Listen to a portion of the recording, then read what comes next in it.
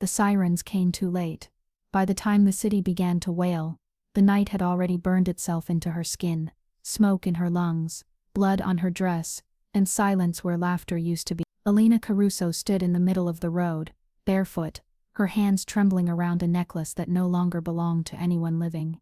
The world had tilted and she, the girl who used to believe in goodness, was now running through streets lit by fire. The mansion on Via del Sole had once been her brother's pride. Now it was an inferno. She could still hear his voice inside calling her name, shouting for her to run. And the last thing she saw before the explosion shattered the windows was his silhouette framed against the flames. When she woke hours later in the hospital, the police called it an accident, but she knew better. Accidents didn't wear tailored suits and whisper threats in Italian. Accidents didn't have names like Moretti. Elena didn't cry. She didn't scream. She simply closed her eyes and promised herself one thing: never again. Never again would she love, or trust, or let anyone close enough to break her. And so she disappeared. 3 years later, Rome had softened her edges but not her fears. She lived quietly under a new name, Elena Rossi, the woman who smiled politely and never talked about her past. She worked in a flower shop by day, studied at night, and counted the hours until sleep finally came. Her world was small, safe, predictable, until the morning the black car stopped outside the shop. It was sleek, expensive, and silent, the kind of car that didn't belong on her street. From inside stepped a man in a charcoal coat, tall and sharp as winter, a man whose presence made the air itself hold its breath. She didn't see his face at first, only the glint of a signet ring catching the sun. It was a lion, the symbol she thought she'd never see again. Her heart stopped. The Moretti crest. The man turned slightly, just enough for her to see him clearly, and the world, once safe, cracked open. Luca Moretti. He looked older now, colder perhaps, but the same quiet danger pulsed beneath the surface. Black suit, black eyes, and that impossible calm as if life itself bent around his will. He didn't notice her yet. He was talking to someone on the phone, voice low and even, but when he did turn, when his eyes lifted and found hers through the glass window of the shop, it was like lightning touching the sea. Time stopped. Her breath caught. The sound of the rain on the roof disappeared. The air between them became heavy, electric, almost alive. And for one wild second, she could have sworn he recognized her, not her name, not her disguise but her soul. The same girl from the fire, the same pair of trembling eyes that had watched his world collapse. She ducked behind the counter, heart raced. She told herself it couldn't be him, that ghosts didn't walk in daylight, but ghosts didn't own luxury cars or wear $1,000 suits either. And Luca Moretti wasn't a ghost. He was a living myth, the youngest mafia boss Rome had ever feared. A man who'd buried mercy years ago. Her boss called from the back room. "Elena, could you help the gentleman outside?" Gentleman. The word almost made her laugh. She hesitated, then stepped out and the bell above the door chimed like a gun being cocked. He turned slowly. Their eyes met again, this time without glass between them. For a long moment, neither spoke. The rain whispered against the windows. Her pulse echoed in her ears like footsteps running away. Then, with a faint smirk, he said her false name as if tasting it. "Elena Rossi is it?" Her stomach dropped. He knew. Of course he knew. Men like him always knew. "Yes," she managed, voice trembling only slightly. "How can I help you, signore?" He glanced around the shop, the roses, the lilies, the soft scent of jasmine. Then his gaze returned to her, colder now, sharper. "I'm looking for someone," he said, "but perhaps I've already found her." The way he said it made her knees weaken. She forced herself to smile politely. "Flowers or confessions, Mr. Moretti? We only sell one." He chuckled softly, a sound that shouldn't have been beautiful but was. "Both have their thorns," he said. Then, leaning slightly closer, "But thorns don't scare me." Her heart pounded. She wanted to run, to hide, to disappear again, but his presence rooted her where she stood. Something deep inside her whispered that fate had finally caught up, and this time it wasn't here to kill her. It was here to make her remember. The rain returned, gentle and steady, tapping against her window like an old memory. She sat by the glass, tracing the drops with her fingertips, wondering why his voice still echoed in her mind. Luca Moretti, the man who ruined her family, the man whose eyes still found hers in every reflection. Somewhere in the city below, a car door closed. A shadow lingered beneath the streetlight, and though she couldn't see him, she somehow knew he was there, watching, waiting, like the darkness itself had taken human form. For the first time in 3 years, Elena realized something terrifying. She wasn't just running from her past anymore. She was running straight into it. The city was drenched that evening. Rain slid down the narrow windows of Rome like tears the sky refused to hold back. Elena sat alone in her small apartment, a candle flickering beside her tea. Every few minutes, she glanced toward the door, half expecting the sound of footsteps that never came, but deep down she knew he would come. Earlier that morning she had told herself the encounter at the flower shop meant nothing, a coincidence, a cruel trick of the universe. Luca Moretti was a name from another life, a shadow from the fire she'd outrun. And yet, she couldn't stop hearing his voice, that low composed tone wrapped around her new name, like it already belonged to him. Elena Rossi. He'd said it as if he didn't believe it, but wanted to, as if he was testing how the lie would taste on his tongue. She closed her eyes. The candle hissed softly, a tiny whisper in the dark. Somewhere in the distance, thunder rolled across the sky like the growl of a sleeping beast. She told herself not to look at the window, but she did. There, beneath the flicker of a street lamp, stood the same black car, and inside it, a silhouette she knew too well, a comb. The next morning she arrived at the flower shop early. The air smelled of wet earth and roses, the kind of scent that reminded her of home, of simpler years when love wasn't dangerous. She was unpacking fresh white lilies when the doorbell chimed again. She froze. Of course it was him. Luca Moretti entered without haste, rainwater dripping from his coat onto the tiled floor. He didn't look like a man who belonged in a shop full of flowers. He looked like someone who'd walked out of a storm and brought the wind with him. "Twice in 2 days," she said softly, forcing a professional smile. "That must be a record for a man like you." He raised a brow. "A man like me, the kind who doesn't buy flowers," she replied. He smiled, faintly, not the smile of joy but of a man used to being misunderstood. "Maybe I do, but I've forgotten how to ask for the right ones." Something about that sentence made her heart ache. He spoke like someone who'd once known tenderness but lost it to blood and fire. And she knew too well what that felt like. She cleared her throat. "Who are the flowers for?" His eyes lingered on her face a moment too long. "For someone I wronged," he said quietly. "A woman I can't forget." The words pierced through her carefully built wall. She couldn't tell if he was confessing or playing a game. Either way, she wanted to look away, but she couldn't. She wrapped the bouquet with trembling fingers, white lilies and small crimson roses, an odd combination of purity and danger. When she tied the ribbon, she felt him step closer. "Your hands," he murmured. "You tremble." She pulled back slightly. "It's the cold." He smiled again. "No, it's not." Her heart skipped. "You think you know everything about me." "No," he said, voice low, "but I know fear when I see it. I've lived with it long enough to call it by name." She swallowed hard, trying to keep her composure. "I'm not afraid of you, Mr. Moretti." He tilted his head, almost amused. "That's good, because if you were, you'd be right to be." The room fell silent. Outside, thunder cracked again, closer this time. He reached for the bouquet, his hand brushing hers for the briefest second, and she felt it, that spark like the ghost of every heartbeat she'd buried. When he left, the bell above the door chimed softly, but the echo stayed, long after he was gone. That night, she couldn't shake his words. "A woman I wronged." It played over and over in her head like a song she couldn't silence. Was it guilt, or was he mocking her? Did he somehow know she was that woman?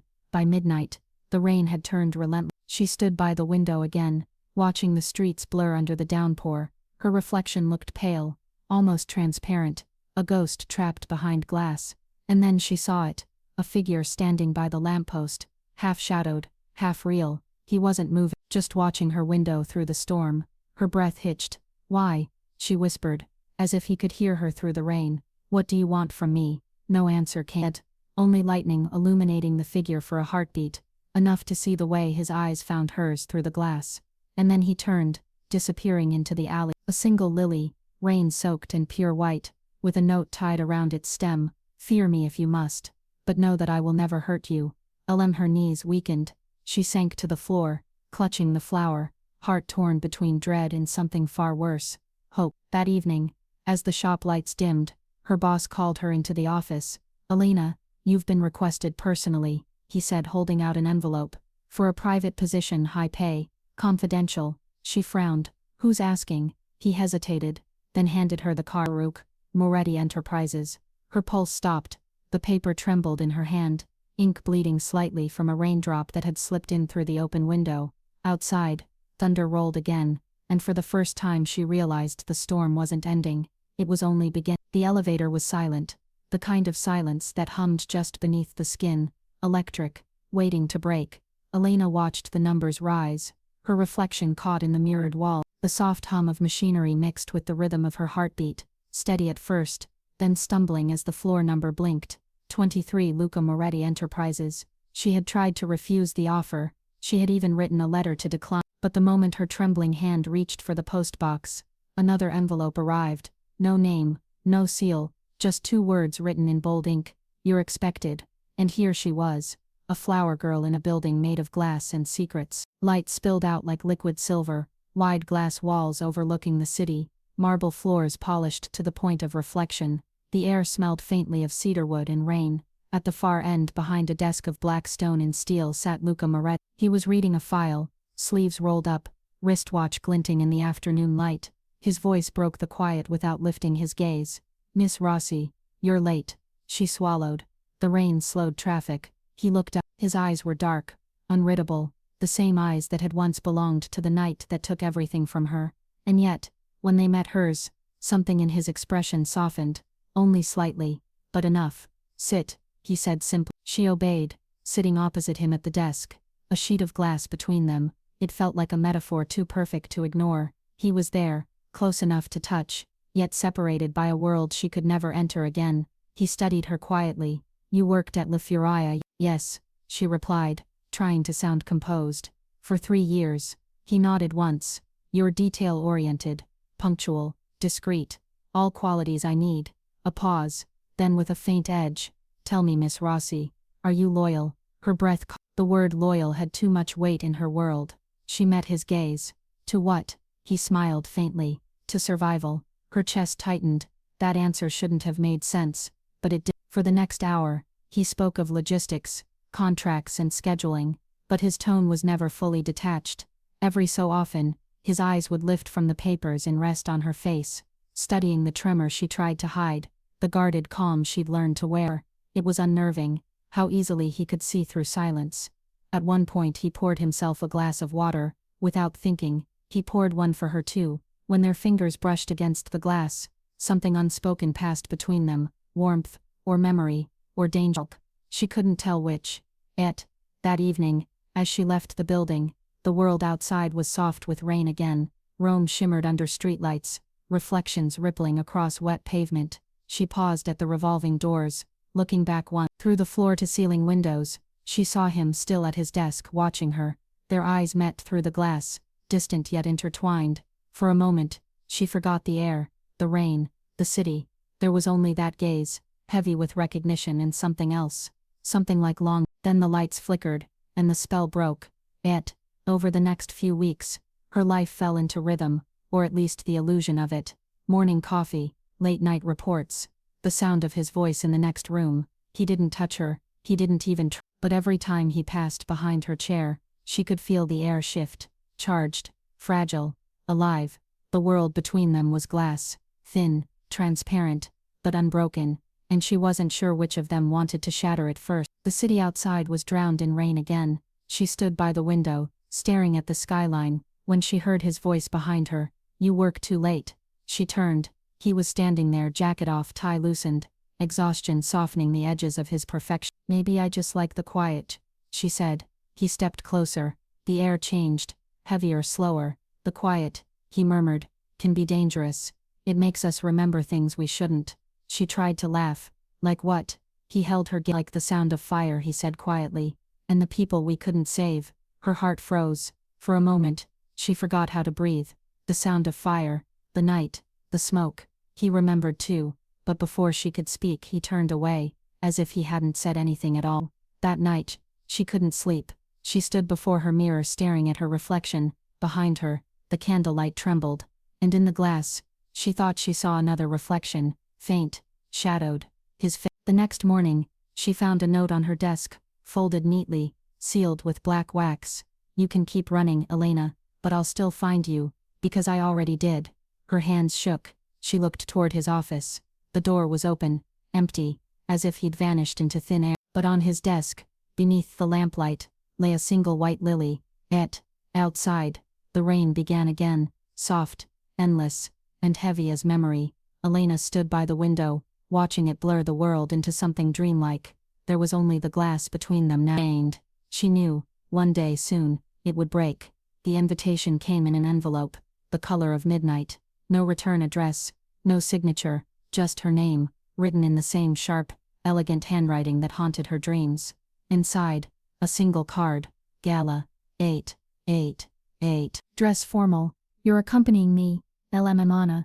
Elena stared at it for a long time, then at her reflection in the mirror, pale, uncertain, her pulse fluttering like a trapped bird. She told herself she wouldn't go. She told herself this was madness, but when the clock struck 7, she was already standing by her wardrobe, fingers trembling over the only evening dress she owned, black silk, simple, unremarkable, and suddenly too revealing for a woman trying to disappear. The night air was cool, heavy with the scent of rain on stone. The city glittered below as her taxi wound through the narrow streets toward the Palazzo. When she stepped out beneath the marble archway, flashes of gold light spilled from the chandeliers. Music drifted out, a slow waltz wrapped in smoke and perfume, and then she saw him, Luca Moretti, in black tie, cutting through the crowd like a shadow dressed in elegance. Every movement, every glance, command and quiet fire. He turned when she entered, and for a heartbeat, even the orchestra seemed to pause. You came, he said softly, approaching her. I didn't have a choice, she murmured. There's always a choice, he replied. His eyes flicked briefly to her dress. Though I'll admit, I'm glad you made this one. Her cheeks flushed before she could stop them. She hated that he could make her feel that way, alive and terrified at once. I didn't come to. He leaned closer, his voice low enough that only she could hear. Everyone here will be watching me. You'll make it easier if I'm not alone. That was the lie. They both knew. But when she placed her hand in his, the world seemed to tilt slightly, and suddenly she was in his orbit again, whether she wanted it or not. The ballroom was a blur of motion and light. They moved slowly, the crowd around them shimmering like waves of color. Her hand rested against his shoulder, his other hand guided her waist with quiet confidence. He smelled faintly of rain, smoke, and something darker, danger disguised as charm. You look frightened, he said. I'm not. You should be, he whispered. This world eats kind souls like you. She met his gaze, her voice steady, despite the tremor beneath it. Then maybe I'll learn to bite. He smiled, not with cruelty, but with something softer, something almost proud. I believe you already. As they turned, she caught sight of the people around them, sharp suits, diamond eyes, whispers behind champagne glasses, names she'd heard once in her brother's warnings, the same families, the same world, and suddenly she understood. This wasn't just a gala, it was a meeting of power, and she was standing in the center of it, holding the hand of the man she should have hated most. Why am I here? She asked quietly as the music slowed. He looked down at her. To see what you're afraid of, he said, and to learn that not everything that burns must destroy. Before she could answer, a voice broke through the air, deep, mocking, familiar. Luca Moretti, the man drawled, raising a glass. You bring a new toy every season, don't you? The crowd chuckled. Luca's eyes hardened, but his voice stayed calm. Careful, DeSanti. Your mouth tends to run faster than your sense. The man, older, cruelly handsome, smirked. And who is she? You usually pick more dangerous company. Elena's throat tightened. She felt every eye turn to her. But Luca simply stepped forward, drawing her closer, his voice cold as winter rain. She's the most dangerous one I've met. A murmur rippled through the room. DeSanti raised a brow. A flower girl. Dangerous? Luca smiled faintly. You'd be surprised what grows through ash. The crowd laughed nervously, and the tension broke, but his hand remained firm around her waist, protective, possessive, steady, and in that moment, Elena realized something she didn't want to admit. He wasn't just shielding her from them, he was warning them away from her. Later, as the night bled into silence, they stood alone on the balcony overlooking the city. The air was cool, scented with rain and garden roses. Below, the lights shimmered like scattered gold. He leaned against the railing, studying her quietly. You don't belong here, he said softly. I could say the same about you, she replied. He smiled, tired, genuine. Maybe that's why I can't look away. Her pulse skipped. You think this is a game? No. He looked out over the city. It's survival. And sometimes the line between love and danger is thinner than glass. She didn't know what to say to that. The silence between them deepened, not empty, but heavy with things neither dared to speak. When he turned back, his gaze caught the faint scar on her wrist, the one she'd gotten that night, long ago. His expression flickered, just for a second, recognition, or guilt, or something too fragile to name. Then he reached out slowly, and brushed a raindrop from her cheek. His hand lingered for a breath longer than it should have. "Don't," she whispered. He looked at her, a man caught between ruin and redemption. "I wasn't going to," he said quietly, "but you looked cold." She stepped back, trembling. "You should stay away from." He smiled faintly, that same haunted smile she'd seen before. Too late. But it was already too deep. Outside, a black car waited at the corner, its headlights off. He didn't leave until the candle in her window finally went out. Morning came slow, the kind of pale, reluctant light that turns the city silver before dawn. Elena woke with the faint ache of a dream she couldn't remember. Rain still tapped against the windows, a rhythm her heart had learned too well. For the first time in months, she didn't rush to get ready. She sat by the window, a cup of untouched coffee cooling beside her, watching the city stretch awake beneath the gray sky. But peace never lasts long in Luca Moretti's world. At 8:12 a.m., a sealed envelope slid under her apartment door. No footsteps, no sound, just the whisper of paper against the floor. She hesitated before touching it, the same instinct that told her fire burns before she feels the heat. It was plain, cream-colored, marked only with her name, not her false one, her real one, Elena Caruso. Her hands went cold. Inside the envelope lay a single letter, old, creased, its edges browned with age. The handwriting was unmistakable. She would have known it anywhere. Her brother's. Her vision blurred as she unfolded it. Breath caught in her throat. The ink was faded, but the words were clear. "If you're reading this, it means I failed to keep my promise. Don't believe what they tell you, Elena. The night of the fire, it wasn't betrayal, it was a message. There's someone inside the Moretti family who wanted me dead. Not Luca. Another. He saved me once, before the flames took us both. If you ever see him again, look into his eyes before you judge. He'll carry the truth, even if he doesn't know it yet. Forgive me, Marco." Her breath broke. The letter slipped from her trembling hands and drifted to the floor. The world tilted. The memory of fire, of screams, of her brother's final silhouette, everything she thought she knew, cracked open like glass.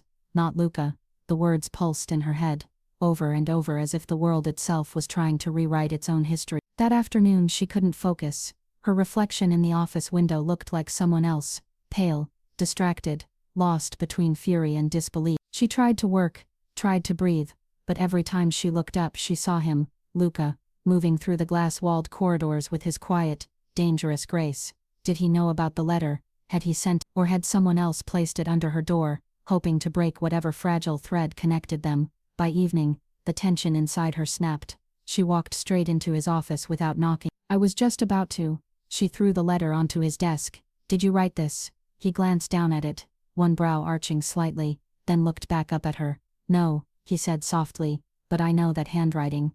"Then it's true?" Her voice "My brother, he didn't betray you." Luca's expression flickered. For a moment, something raw crossed his face. Pain, regret, memory. He stood, his movements slow, careful, as though approaching something fragile. Marco Caruso was many things, he said, but a traitor wasn't one of them. Her knees almost gave way. "Then why did he die like that? Why did you?" "I tried to stop it." The words came out like gravel, rough and low. His jaw tightened. "But by the time I got there, the house was already burned." Elena felt the room spin. "You were there." He met her gaze. "I carried him out of the fire." Her throat tightened. "You're lying." "Am I?" His voice softened. "You think I don't still smell the smoke when I close my eye? You think I don't see his face every time I light a match?" Tears burned behind her eyes. "You could have told me." "And said what?" He whispered. "That I saved your brother and still lost everything. That I found his sister 3 years later and couldn't stop looking at her even when I knew it would destroy us both." The silence between them was unbearable, thick, trembling, alive with everything they hadn't said. The rain began again, tapping against the window like a heartbeat too loud to ignore. He took a step closer, slow and deliberate. "Who gave you the letter?" he asked. She shook her head. "It was under my door this morning." He frowned, picking it up. "The ink's old. Someone's been keeping this for years." "Why now?" she whispered. "I don't know," he said. And for the first time she believed him.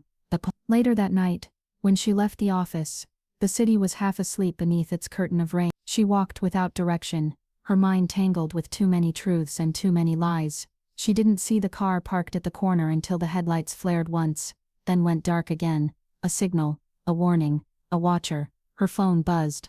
A message from an unknown number. Be careful who you trust, Elena. The letter was meant to save you, not to send you back to him. Her blood ran cold. She turned slowly toward the sound of footsteps, faint, deliberate, closing in behind her, and then, from the shadows, a voice she hadn't heard in years, murmured her name. Elena. She froze. That voice was supposed to be dead. The streetlight flickered. Rain slid down the curve of the alley, pooling around Elena's boots as she turned, heart hammering against her ribs. The voice came again, deeper this time, hoarse, but impossibly familiar. Elena, it said. Don't scream. She froze. For a moment, the world stilled. The only sound was the rain whispering against stone. Then, from the shadows, a man stepped forward. He was thinner now, pale beneath the soaked hood of his coat. His right arm was bandaged. His eyes were the same dark hazel she'd seen every night in her dreams. Her throat tightened, breath catching in disbelief. Marco, she whispered. Her brother smiled faintly, a ghost of the boy he used to be. I told you I'd find you. Her knees weakened. You're dead. Not quite, he said, voice breaking, but close enough. Minutes later, they were inside her apartment. The lights flickered, and she stood in the middle of the room, trembling. He sat across from her, shoulders hunched, steam rising from the tea she'd poured, but he hadn't touched. 3 years, she whispered. I buried you. Marco. He looked at her then, eyes full of pain. You were meant to think that. It was the only way to keep you safe. Safe from who? He hesitated. From them. Her stomach turned. The Moretos. He shook his head slowly. No, Elena, from someone inside my circle. One of my own men sold me out, and Luca tried to stop it. Her world tilted again. She pressed a hand to her mouth, shaking her head as tears gathered in her eyes. I spent 3 years hating him for what you told me. I told you what I thought I knew, Marco said softly. But I was wrong. The air thickened between them. Outside, thunder cracked over the rooftops, and the windows rattled with the weight of the storm. Elena walked to the window, watching the city blur through the glass. If Luca didn't kill you, she said quietly, then who did? Marco's voice dropped. The DeSantis family. They wanted my contact list, the names of everyone in our alliance who refused to join them. When I wouldn't give it, they set the fire. He paused. Luca came to warn me. He got me out, but I was shot. He thought I died that night. Her chest ached. He's been carrying that guilt ever since. Marco nodded. And you've been carrying hate. She closed her eyes, the truth cutting deeper than any blade. Rain struck the window harder, echoing her heartbeat. I need to see him, she whispered. The next morning, she went to the office early, hours before anyone else. Luca's door was slightly open, light spilling from within. He was standing by the window, tie undone, hair damp from the rain. When she stepped inside, he turned, surprise flickering in his eyes. Elena, what are you doing here so early? She didn't answer. She couldn't. She just looked at him, really looked, and saw the man beneath the armor, tired, haunted, human. He frowned. What's wrong? Her voice trembled. He's alive. Luca stilled. Who? My brother. The silence that followed was deafening. He stepped forward slowly. That's not possible. I saw him, she whispered. He came to me last night. He told me the truth about the fire, about DeSantis, about you. His jaw tightened, but his eyes softened. Then you finally know. Tears welled in her eyes. You saved him. You tried to save him. He nodded once, and failed. She shook her head. No, Luca, you didn't fail. You gave him a chance to live. You gave me a chance to live. He exhaled, looking down as though her forgiveness was more unbearable than her hatred. Elena, he said quietly, you don't understand. I've done things far worse than that night. I don't deserve. Stop, she said sharply, stepping closer. You've carried this pain long enough. The space between them disappeared. For a moment, there was only the sound of rain against glass, and two people standing too close to keep pretending they weren't breaking. She lifted a trembling hand, brushing her fingers against his jaw. He didn't move, didn't breathe, just looked at her, as if afraid that if he blinked, she'd vanish again. You kept me alive, she whispered. You kept his memory alive. He caught her wrist gently, his thumb brushing the scar near her pulse. The scar she'd gotten the night of the fire. His voice was low, rough. I told myself I'd never touch you again, he said, but you keep coming back into my hands like fate's cruel joke. Her breath shook. Then maybe fate is tired of waiting. He closed his eyes, jaw tightening as if fighting a war inside himself. Elena, he said, voice breaking. If I let you stay, you'll burn with me. Then burn, she said. At least this time we'll do it together. It wasn't soft. It wasn't gentle. It was years of silence, pain, and longing crashing into one impossible moment. The kind of kiss that destroys and heals in the same breath. Rain thundered against the glass. The city faded away. Her hands trembled against his chest. His fingers tangled in her hair. The air between them was fire and forgiveness.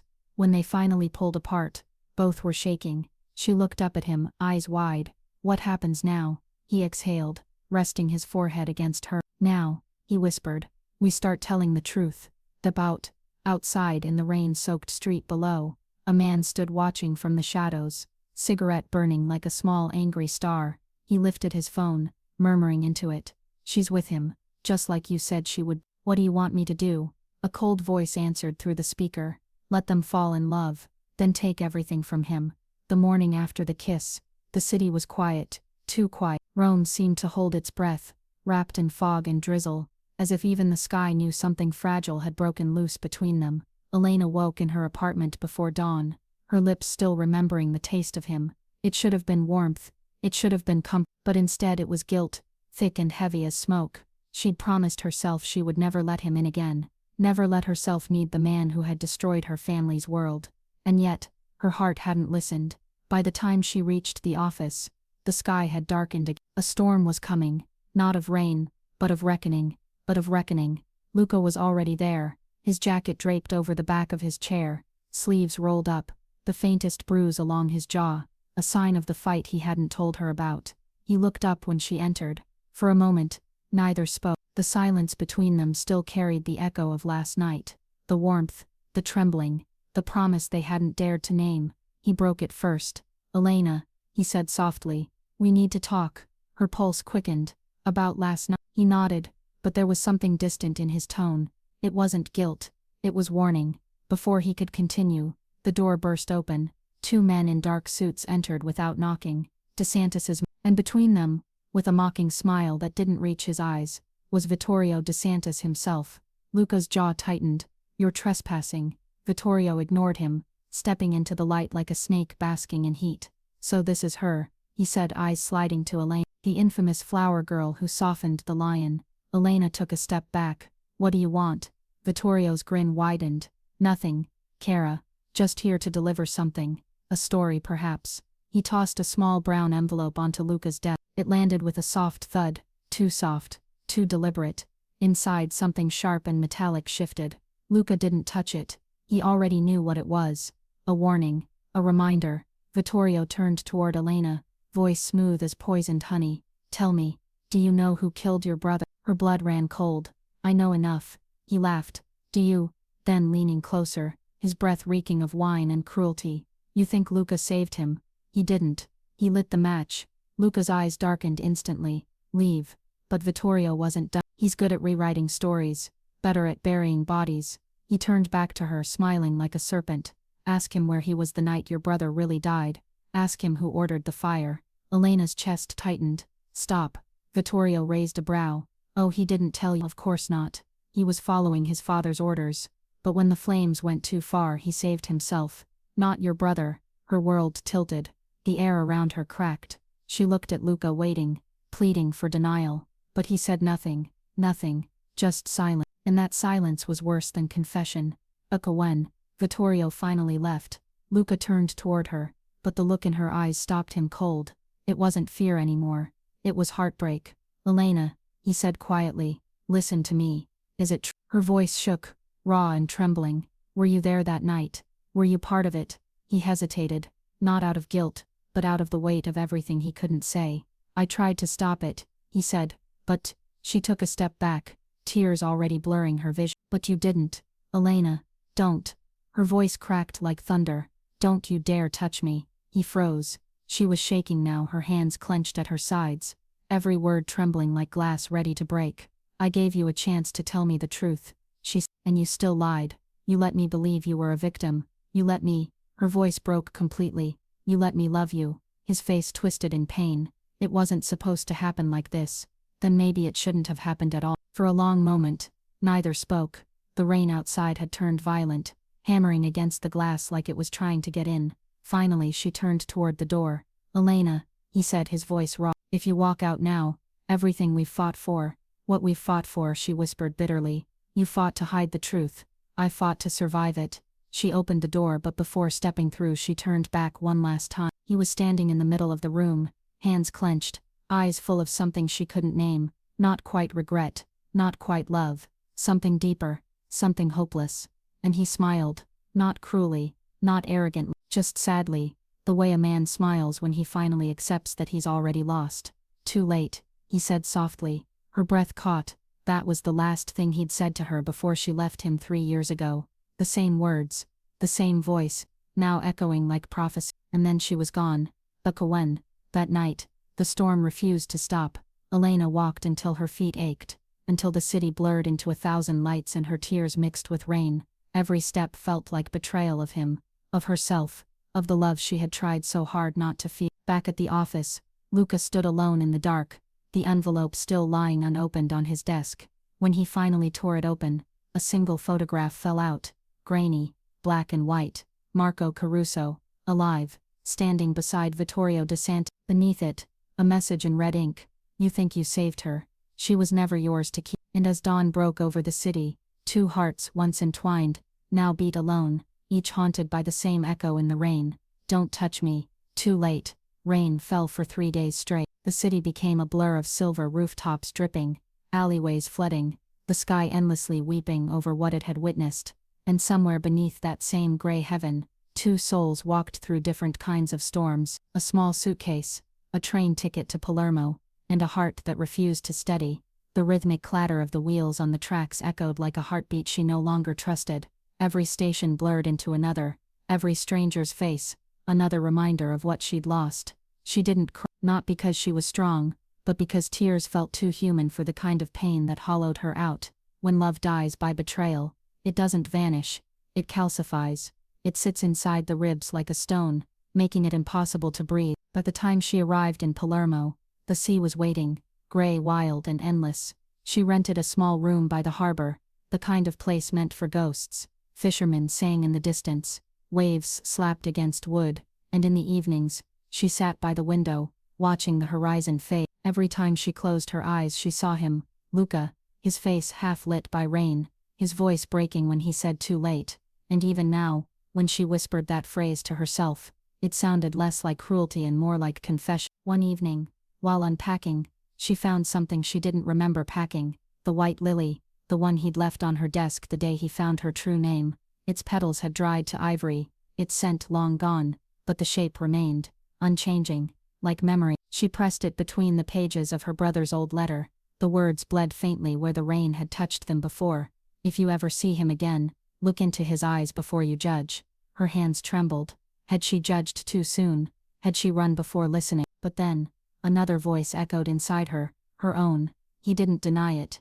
He didn't fight for me." She folded the letter shut and whispered, "Then maybe he didn't want to." The office was silent now, empty, cold. Every shadow seemed to wear her shape. Every corner whispered her name. He'd tried to bury the pain beneath work, meetings, orders, but grief has a way of seeping through marble and command, especially when it comes wrapped in a woman's voice that won't leave your head.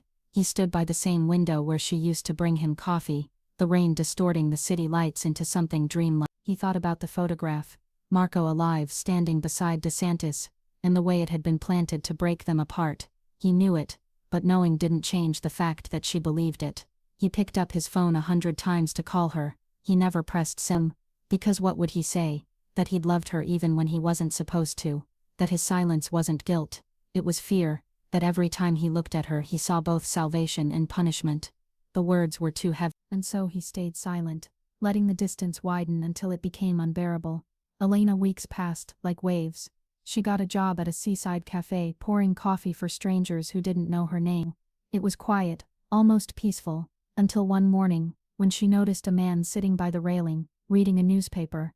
Nothing unusual, except that every morning after he was there again, always the same seat, always the same paper, never looking at her, but never looking away either. Her pulse began to race with an old instinct, the one that warns you before danger smiles. She watched him in the reflection of the cafe window. The man was patient, too patient. That night, when she returned to her apartment, she found a note under her door. Short, elegant handwriting. Not Luca's. You're not safe in Palermo. He's watching you for DeSantis. Come to the docks at midnight. Memoirs. Her hands trembled. Memoirs. Marco. Her brother was here. Or, someone wanted her to think he was. The docks were deserted, waves lapping against the wooden planks. Fog rolled in thick, curling like smoke. She walked slowly, her footsteps echoing through the mist. Marco, she whispered. A shadow moved near the boats. She caught a glimpse of him, his coat, his build, his stand. Marco, she called again, but the voice that answered wasn't his. Wrong name. Bellamia. Vittorio DeSantis stepped out of the fog smiling like a man greeting an old friend. The gun in his hand gleamed softly in the moonlight. Her heart stopped. She stumbled back, but he caught her arm, pulling her close enough to smell the wine on his breath.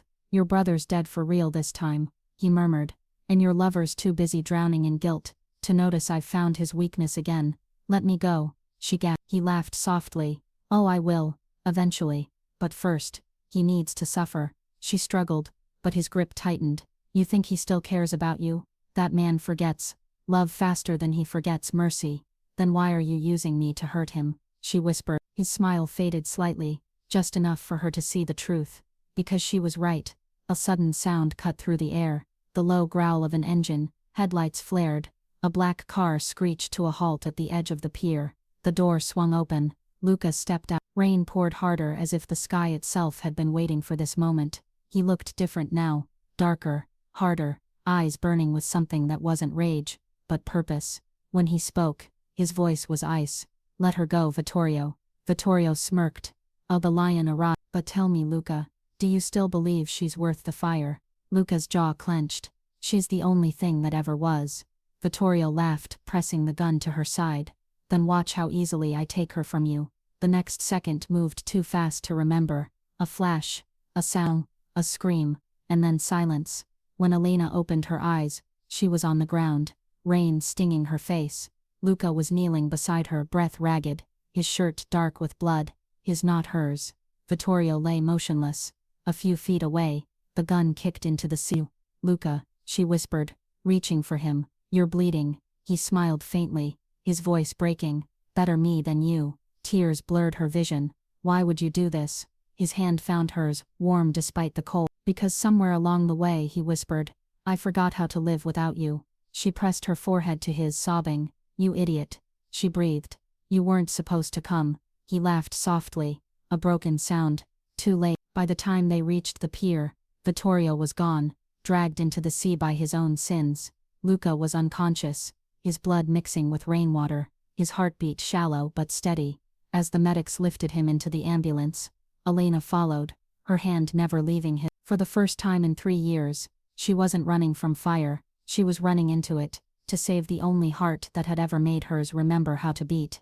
The antiseptic scent of hospitals has a strange way of erasing time. Days fold into nights, hours dissolve under the hum of fluorescent lights, and the steady, fragile beep of machines that keep hearts alive. For Elena, it was the longest silence she'd ever known. Luca lay still, pale, motionless, his chest rising and falling under the rhythm of the monitor. Every now and then, his fingers twitched, as if trying to reach for something even in dreams. She sat beside him, a blanket around her shoulders, the same blanket the nurse had left her on the first night, the night they weren't sure he'd make it.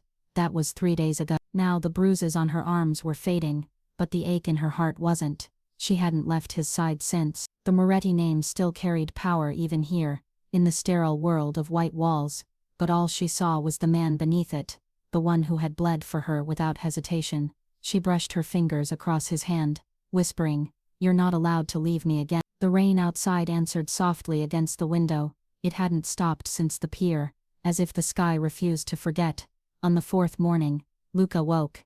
It was quiet, just a flutter of his eyelids, a faint movement of his lips before the monitor's rhythm changed. She leaned forward instantly. Luca, his eyes opened slowly, unfocused at first, then locking on her face. He tried to speak but his voice was barely a whisper. You stayed. Tears blurred her vision. You think I'd let you die alone? A faint smile ghosted across his lips. I was starting to wonder. She laughed through the tears, brushing her thumb over his hand. Don't you dare do that again. He closed his eyes, his grip tightening weakly around her fingers. Couldn't help it. Old habits. Her heart clenched. Dying for people. No, he murmured. Losing the ones I love. About one night, when the nurses left, and the hallways dimmed to soft amber, Elena finally told him what she'd learned. About Marco. About the letter. About the deception. He listened in silence, his expression unreadable. When she finished, he exhaled deeply, staring at the ceiling. So Marco's alive, he said at last. And DeSantis used him. Yes, she whispered. He said you saved him that night. I tried, Luca said softly, but your brother was already shot when I found him. I didn't think he'd survive. Elena looked down, tears threatening again. He did. He hid. And then someone made him disappear. Luca's jaw tightened. Someone inside your family. She frowned. What do you mean? He turned to her, eyes sharp now, the haze of pain, replaced by the focus of a man piecing together ghosts. There's something you need to see, he said. In my office. Second drawer locked. Take the key from my coat. 2 hours later, Elena stood in Luca's office, surrounded by the familiar scent of cedar and rain. The city outside shimmered under nightfall. She found the drawer, unlocked it, and pulled out a thin folder marked only with one name, Caruso. Her blood ran cold. Inside were photographs, old, faded, stamped with police insignias and classified seals. Her father, her brother, meetings in back rooms, names connected by red lines across the paper. At the center, 2 photographs connected with a single string, Marco Caruso and Vittorio DeSantis. Beneath it, one handwritten note in Luca's careful scrawl. Caruso family secretly allied with DeSantis. Under threat. Father coerced. Son caught between both sides. Betrayal was fabricated to destroy Moretti line. Her heart stopped. Everything she had believed. Every reason she'd hated Luca. Every nightmare that had haunted her since the fire. It had all been built on manipulation. Her family had never been the victims. They'd been the bait. Her father had once told her, power always demands a price. Now she finally understood the cost. The Carusos were used to break the Morettis, to draw Luca's father into war, to set brother against brother, blood against blood, and she'd spent years hating the only man who had tried to end it. A single tear fell onto the paper, blurring the ink. Elena, she turned. Luca stood in the doorway, pale, still weak but upright. He had followed her. I had to know, she said. I had to see it for myself. He nodded slowly. Now you understand why I kept silent. Her voice trembled. You were protecting me. I was protecting what was left of both of us, he said quietly. If I'd told you sooner, you would have gone after DeSantis yourself, and you would have died for it. She stepped closer, her heart in her throat. All this time, she whispered, you carried my family's sin, and your own alone. He smiled faintly. I'm good at carrying pain. She reached up, her hand brushing the scar near his collarbone, a wound from the pier still fresh. You don't have to anymore. He caught her wrist gently. If you stay, they'll come for you too. DeSantis wasn't the only one. His allies still want blood. Then let them come, she said. I'm done running. The clock ticked softly. Outside, lightning rolled across the clouds, painting their faces in silver. He looked at her for a long time, as if memorizing her, every detail, every breath. Then he said, Elena, there's something else you need to know. Her pulse quickened. What? He hesitated. The night of the fire, there was someone else there, someone who gave the final order. She frowned. Who? His gaze darkened. Your uncle. Her world tilted. That's not possible. He wanted control of your family's assets, Luca said quietly. And DeSantis wanted me dead, so they struck a deal. Elena staggered back, the floor seeming to vanish beneath her feet. Her uncle, the man who'd raised her after the fire, the one she'd trusted, the one who told her Luca had killed Marco. He lied to me, she whispered. Yes, Luca said softly. And he's still out there. All this time she'd been a pawn. All this hate, all this pain, orchestrated by the man who'd called her family. Luca stepped closer, his hand brushing her shoulder. Now you know why we can't go back, he murmured. We can only go forward. She looked up at him, eyes shining with something new. Not fear, not sorrow, but purpose. Then let's end it, she said. Together. He smiled faintly, weary but alive. For the first time, he whispered. We're on the same side. Outside, the rain began to fall again, soft, relentless, cleansing, and somewhere in the distance, a phone rang unanswered in a mansion built on lies. A man picked it up finally, his voice low, amused. So the girl finally knows, he said. And she's chosen him. A paw. Good. Bring them both to me. let her see what truth really costs. The storm had ended by morning, but the air still carried its memory heavy, metallic, restless. The streets glittered with shards of last night's rain, like glass scattered across the world. It was beautiful, and it was dangerous, just like what they were about to do. Below, Rome pulsed faintly with life. Cars, lights, footsteps, the quiet hum of a world that didn't know it was standing on the edge of another war. She had barely slept. Her mind kept replaying his words from the night before. Your uncle gave the final order. Every time she closed her eyes she saw the fire again, but this time the hand holding the match wasn't Luca's. It was blood of her blood, and she was done running. When Luca entered the room, she turned to him. He was wearing black. No tie, no armor of wealth. Just a man stripped of pretense. His left arm was still bandaged from the pier, but his eyes burned with that quiet, impossible focus that made the world obey him. "Are you ready?" he asked. She nodded. "I've been ready for 3 years." They drove in silence. The city blurred past, neon reflections rippling in the puddles, the hum of tires cutting through the night. Elena watched the buildings give way to old stone, then to the hills outside the city where the roads grew narrow and the houses farther apart. Each turn felt like a descent into memory. When Luca finally stopped the car, they were in front of a villa, sprawling, ancient and half-forgotten, surrounded by olive trees and silence. Light glowed faintly from the upper windows. Elena's voice was barely a whisper. "That's my uncle's estate." Luca nodded. "He's expecting us." Her heart stilled. "You told him?" "No," he said quietly. "He told me." Inside, the air smelled of dust and old wood polish. The floor was marble, cracked in places, but still beautiful. And everywhere she looked, mirrors, dozens of them, tall, ornate, reflecting the faint light from the chandelier above. A room built for vanity, or for ghosts. Her uncle appeared at the top of the stairs, leaning on his cane like a man with nothing to fear. He looked older than she remembered, silver at the temples, but the same calculating smile. "Elena," he said, spreading his arms. "My dear niece, you finally came home." She stared up at him, voice trembling. "You killed them." He laughed softly. "Killed? No, I claim." The Caruso name was drowning in weakness. "Your brother wanted peace. Peace has no place in this world. And the fire," she whispered. He looked at Luca now. That was the price of keeping the Moretti boy in line. He was his father's son, reckless, idealistic. I had to remind him what power costs. Luca's jaw clenched, his voice a low growl. "You used her family to start a war." Her uncle smiled. "And you used her heart to end it." "You destroyed everything," she said. "For money, for pride, for legacy," he corrected. "Someone had to lead after your brother vanished. You were a liability. Soft, naive. I gave you safety, didn't I? You gave me lies," she said, "and called it love." He sighed almost sadly. "You sound like your mother." Something in her snapped then, the years of silence, fear and guilt bursting all at once. She raised her hand and struck him across the face. The sound cracked through the hall like a gunshot. Luca didn't move. He watched her, not with surprise but with something close to reverence. She wasn't the frightened girl from 3 years ago. She was fire now. Her uncle's eyes darkened.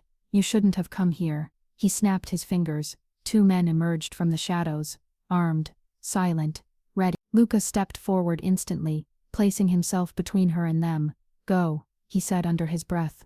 "Get out. I'm not leaving you." "Elena." "No," she whispered fiercely. "Not again." The next few seconds blurred. A gunshot. A flash. Glass. Shatter. The mirrors exploded under the impact, scattering light and chaos across the room. Luca moved like instinct, drawing his weapon, firing once, twice, each shot precise, final. The men fell, and the world filled with the sound of breaking glass. When the silence returned, the chandelier swayed above them, glittering with fragments of mirror and dust. Elena was shaking. Her uncle had fallen back against the railing, blood blooming across his shoulder. He laughed weakly, voice rasping. "You think this changes anything? There will always be another DeSantis, another Moretti. You can't kill what you were born into." Luca's voice was ice. "Maybe not, but we can choose what we become." Her uncle's smile twisted. "You, the killer pretending to be a savior. And her, the girl who fell in love with the man who burned her world. You think that's redemption?" He coughed, blood on his lips, and whispered, "Love won't save you, children. It only burns slow." Elena looked at him one last time, the man who'd stolen everything she once believed in. Then she turned away. Luca reached for her hand. Come on. As they stepped through the broken hall, shards of glass crunched underfoot, each one catching fragments of their reflection. Dozens of versions of them, the sinner and the scarred, walking through the ruins of everything that once defined them. Outside, the rain began again, faint, cleansing, almost merciful. They stopped by the car. For a long moment, neither spoke. The wind carried the faint sound of sirens somewhere far away, rising and falling like a ghostly hymn. Elena finally turned to him. It's over, she said quietly. He looked at her, his voice rough, tired, but steady. No, he said, it's beginning. That night, as they drove back toward the city, the reflection of shattered glass still glittered in their memories, each piece a truth, a lie, a promise, and somewhere between them, love survived, bleeding, imperfect, but alive. The night of glass had ended, but its light would haunt them forever. Dawn came quietly. Soft light stretched through the curtains of Luca's penthouse, spilling over the hardwood floor and touching the two figures sitting in silence. The city below was still waking. The sound of distant bells, the faint hum of traffic, and the whisper of rain sliding down the windows like melted gold. For the first time in years, there were no secrets between them, only exhaustion, and the heavy stillness that follows survival. Elena sat on the edge of the sofa, her knees drawn close, wrapped in one of his black shirts. The fabric still smelled faintly of smoke and cedar, the scent that had haunted her dreams long before she'd ever admitted she loved him. Across from her, Luca poured coffee, his movements slow, deliberate, a ritual to keep his hands from trembling. His shoulder was bandaged, his jaw bruised, his eyes impossibly tired. But when he looked at her, there was peace there too, the kind that comes when truth finally burns everything else away. And neither spoke for a long while. Words, after all, had always been their sharpest weapons, and their deepest wounds. Finally, she broke the silence. What happens now? He didn't look up. Now we heal. She gave a faint, bitter laugh. You make it sound easy. It isn't, he said softly, but it's the only thing we haven't tried. He handed her a cup. Their fingers brushed, and it wasn't fire this time. It was warmth, quiet, fragile and terrifyingly real. And he sipped slowly, the coffee cooling in her hands. I keep thinking about that night, she said. About all the things I believed. How hate felt easier than love. He looked at her then. Hate always does. It gives you purpose when love feels too heavy. Her eyes lifted to his. And what about you? Did you hate me too? He exhaled, leaning back, eyes distant. I tried, he said. God knows I tried. The night I found out who you were, I told myself I'd end it, that I'd keep my distance. But every time I saw you, I saw what I lost when this life began, the part of me that still believed in something pure. Her throat tightened, and now, he smiled faintly, that quiet, half-broken smile that had undone her since the beginning. Now I believe again, he said, but not in redemption.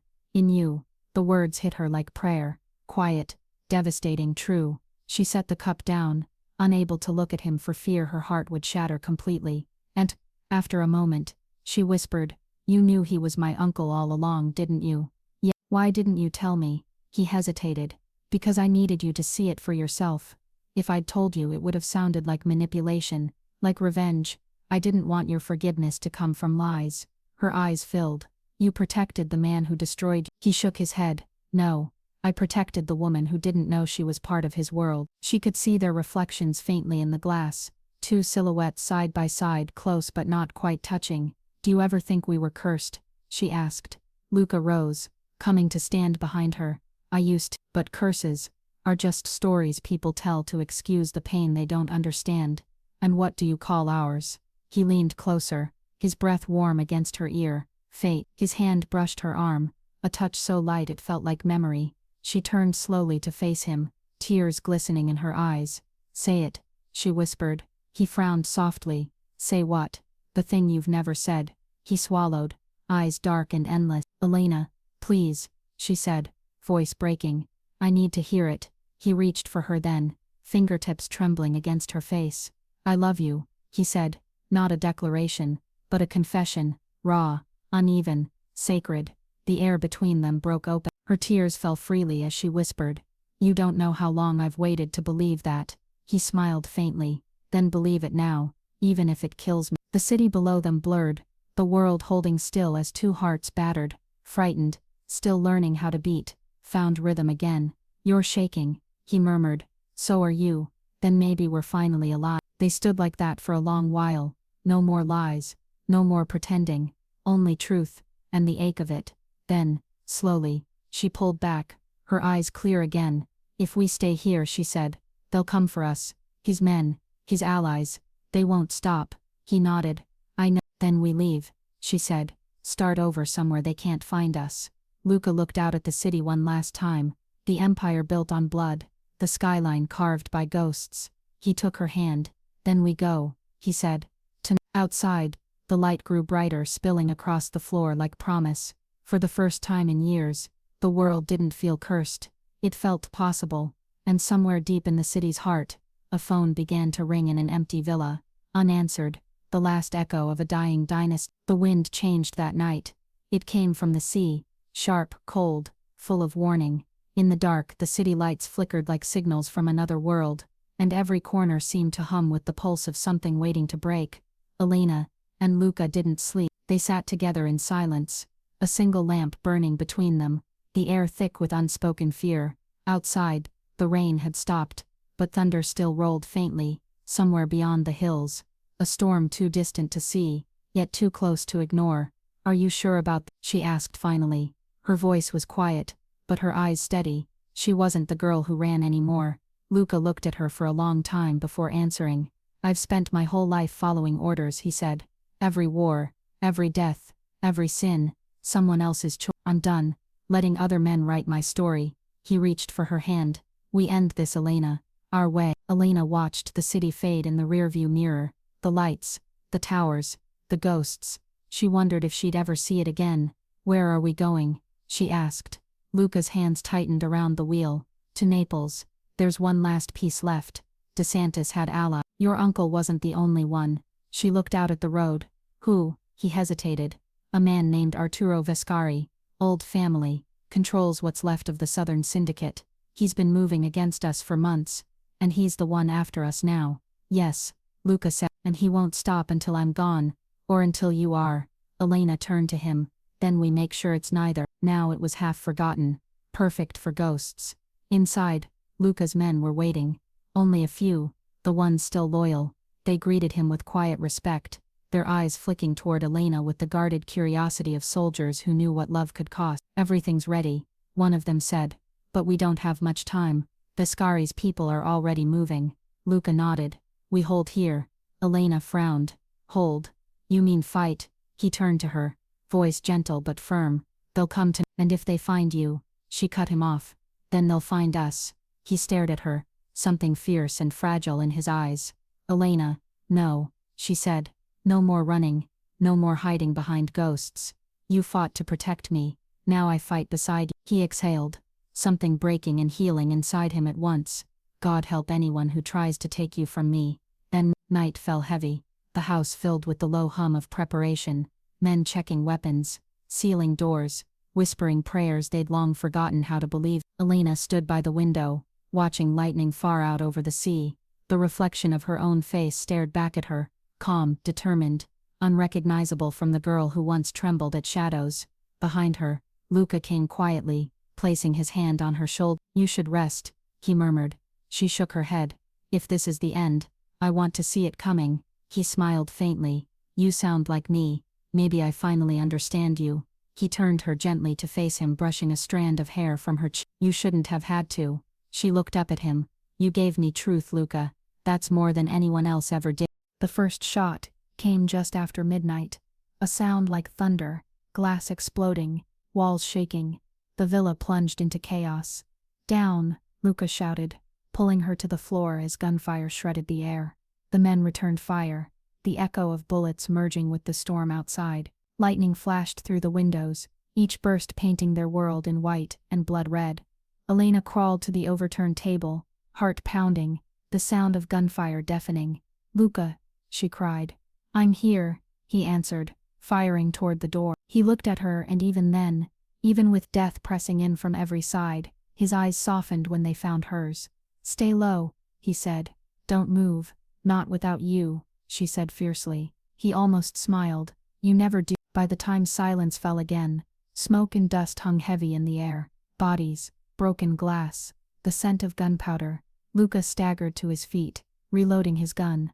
"Elena," he called softly. She rose from behind the table, shaken but alive. They met in the middle of the wreckage, their hands finding each other automatically, proof that they were still here, still real. But before either could speak, the sound of slow clapping echoed from the doorway. "Touching," said a voice. Truly, they turned. Arturo Viscari stood there, elegant even in the ruin, white hair slicked back, a thin smile on his face. 2 armed men flanked him, but his confidence was the real weapon. "Viscari," Luca said coldly. "You should have stayed buried." "Buried?" The old man chuckled. "No, Moretti, you're the one who's been living like a ghost. I simply came to put you to rest." He looked at Elena, eyes gleaming. "And you must be the reason he's lost his edge. Always the same story. Love turns the lion into a lamb." "Careful," Luca said. "This lion still bite." Viscari's smile faded. "Then prove it." He raised his gun. The next moment was chaos again. A flash, a shot, a cry. Elena screamed as Luca lunged, the bullet grazing his side. He fired back once, twice. Viscari fell. Silent. Only rain again, beginning to fall through the broken roof. Elena ran to him, catching him before he could collapse. "Luca, you're bleeding." He laughed weakly. "Seems to be a habit." She pressed her hand against the wound, tears spilling freely now. "You're not dying on me. Not again." He looked up at her, voice breaking into something like a whisper, something like prayer. "I wasn't afraid of dying," he said. "I was afraid of never finding you again." Luca's men were already moving, gathering what they could, burning what they couldn't leave behind. This was the end of everything. The Moretti name, the war, the bloodlines. Elena held him as the world burned around them. "Luca," she whispered, "when this is over we disappear. We leave it all." He nodded weakly. "I'd follow you anywhere. You already have." Hours later, as dawn broke over the smoking villa, she stood beside the car that would take them away. Luca leaned against the door, pale but alive, the bandages red at the edge. Behind them, the last of the Moretti Empire crumbled into silence. She took his hand. "Do you regret it?" she asked. He shook his head. "No, because this," he looked at her, "this was the only war worth fighting." And as they drove away, the rising sun turned the shattered windows of the villa to gold. 1,000 pieces of broken light, glinting like forgiveness. The war was over, but peace, they learned, has its own kind of cruelty. 2 weeks passed, since the night of the villa, 2 weeks of running, healing, hiding in nameless towns and borrowed rooms where no one asked who they were. By day, they moved like ghosts through quiet streets. By night, they listened to the sea and tried to forget how to be afraid. For the first time, there was no gunfire, no vengeance, no empire waiting to collapse. Only them, and the silence between them, soft, fragile, almost holy. But peace never lasts forever for people like them, and love, when it grows inside the ruins of violence, demands something in return. They were in Amalfi when the call came. Luca was on the balcony, shirt sleeves rolled to his elbows, the morning sun turning his scars to silver. Elena was in the kitchen, humming softly as she made coffee, a sound so tender it almost hurt him to hear. His phone vibrated once. He hesitated before answering. "Moretti," said a voice on the other end, low, familiar, dangerous. He hadn't heard it in months. It was Marco Caruso. "Luca," Marco said. "We need to talk." Luca's throat tightened. "Elena thinks you're dead." "I was supposed to be," Marco replied. "But you know how this world works. No one stays buried forever. What do you want?" A pause. Then, "Your past. It isn't done with you yet." Luca's hand tightened around the phone. "I ended it." "No," Marco said softly. "You ended a chapter, but the story's still being written. And this time, it'll take her with it." The line went dead. A call. When Elena found him, he was still standing there staring at the horizon where the sea bled into the sky. "Who was it?" she asked. He didn't answer at first. Then, quietly, "Your brother." Her breath caught. "Marco, that's impossible." "I thought so too." "What did he say?" He turned to her, and the look in his eyes made her heart stop. It wasn't fear, it was resolve. He said, "It's not over." That night, the world changed again. Luca knew what had to be done. He didn't tell her everything, only that there was one last meeting, one last loose thread to cut before they could disappear for good. "Elena," he said, his voice calm but heavy, "I need you to trust me." "I do," she whispered. "Then promise me something." He stepped closer, brushing a hand through her hair. "If anything happens, if I don't come back, you don't wait for me. her brow furrowed. Don't say that. I mean, his eyes searched hers, desperate and quiet. You find peace, wherever it is, you live. She shook her head, tears already threatening. Not without you. He smiled, that soft, sad smile that had haunted her since the first day. Then live for me. No goodbye, no note, just the sound of the sea and the lingering scent of his cologne in the air. When Elena woke, the sun was rising, painting gold across the walls. His coat still hung by the door, his glass of water still half full, but the bed beside her was cold. Hours turned into days. No call, no message. Every moment stretched longer than the last. She searched the newspapers, the news feeds, the streets, but his name had vanished again, as if he had never existed. Until one evening, a knock came at her door. A small envelope slid beneath it, the paper slightly damp from the mist outside. Her trembling hands unfolded it. Inside, a letter, written in his hand. Elena, by the time you read this, I'll be gone, not in the way you fear, but in the only way that keeps you safe. The men who came for us in Naples weren't the last. I thought ending Viscari would close the door, but it only opened another. They won't stop until the name Moretti is erased. And I can't let that name touch you, not again. You once told me love was a choice. This is my. If I stay, you'll bleed because of me. If I leave, you'll heal because of you. Don't wait for me, Elena. Just remember that every sunrise you see somewhere, I'm watching the same one and thinking of you. You saved me from myself, and that's more than I ever deserved. Luca, the paper slipped from her fingers. She sank to the floor, her breath breaking, tears falling silently onto the wood. Outside, the rain began again. It always did. Weeks later, she returned to the sea, the same cliffs where they had stood together. The night before the war began, the waves crashed below, wild and endless. She held his letter in her hands, the ink now smudged from too many tears. You liar, she whispered to the wind. You said we'd start over. The wind answered with silence, but somehow deep inside, she knew he had kept his promise, not in presence, but in protection, but in protection, but in protection.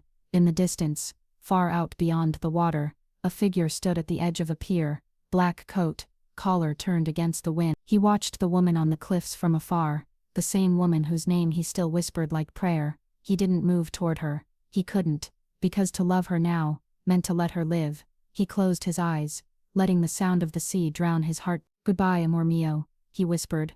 Then he turned, disappearing into the mist as the sky broke open with light. The rain stopped the morning she decided to live again. It had fallen for 30 days straight, long enough to make the sea forget the color of sunlight, long enough to make Elena forget the rhythm of laughter. But that morning, when the clouds finally broke apart, the world looked different, not healed, not whole, but possible. The kind of peace that only comes after losing everything. Lucy had moved inland, to a quiet town by the vineyards, a place with no names, no whispers of bloodlines or empires, just the scent of wet earth, and the soft hum of cicadas in the evening. Here, no one called her Caruso or Rossi. She was just Elena, a woman who sold books and flowers and spoke gently to strangers. It had been 6 months since Luca's letter, 6 months since she'd stopped waiting at the window for footsteps that never came, 6 months since she'd buried the version of herself who only knew how to survive. Now, she learned to live, to breathe without fear, to look at the sky without seeing ghosts. She'd stand there, coffee in hand, watching sunlight bloom over the water. She told herself she wasn't looking for him anymore, and maybe that was true, but love, the kind that changes you, never really dies. It simply learns how to sleep inside your bones. Sometimes when the wind shifted just right, she could almost hear his voice in it. You're stronger than you know. And she'd smile, whispering back, you were wrong, I'm strong because of you. One afternoon, while tending to her small garden behind the shop, a delivery truck pulled up. The driver handed her a small package wrapped in brown paper, no sender's name. She frowned. There must be a mistake. The driver shook his head. No mistake. Been sitting in our office for months. Just had your name, no address. Found it during inventory. Her heart skipped. She took it inside, placed it on the counter, and stared at it for a long time. Her hands trembled as she peeled away the paper. Inside was a small wooden box. No markings, just the faint scent of cedar, his scent. She opened it. Inside was a single silver key, and a note. For when you're ready to remember. She knew where it belonged. The villa on the coast. The one they'd once spoken about escaping to if the world ever gave them peace. He'd bought it years ago, but she'd never seen it. At dawn she packed a small bag and drove toward the sea. The road wound through green hills, sunlight flashing between the trees.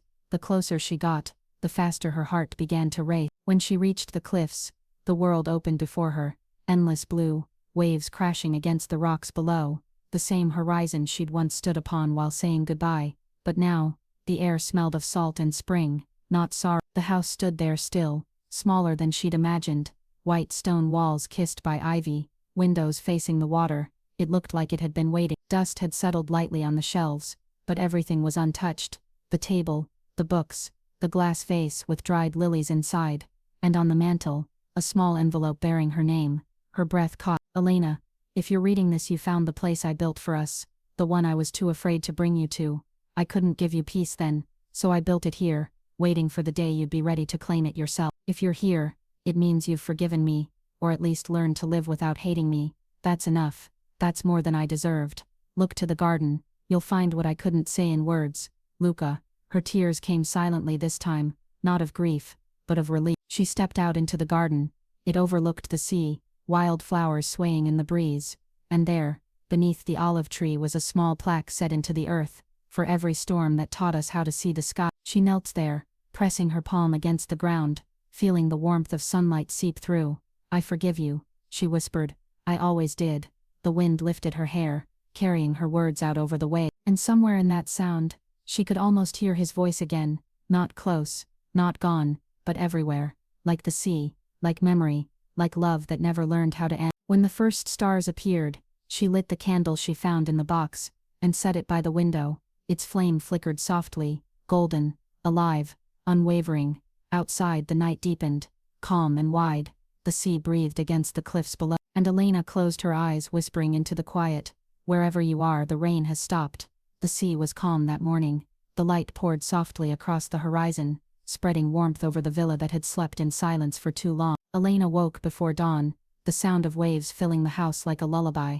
For the first time in years, she didn't wake in fear. She woke because life called her and she answered. In that time, the villa had become hers in every way.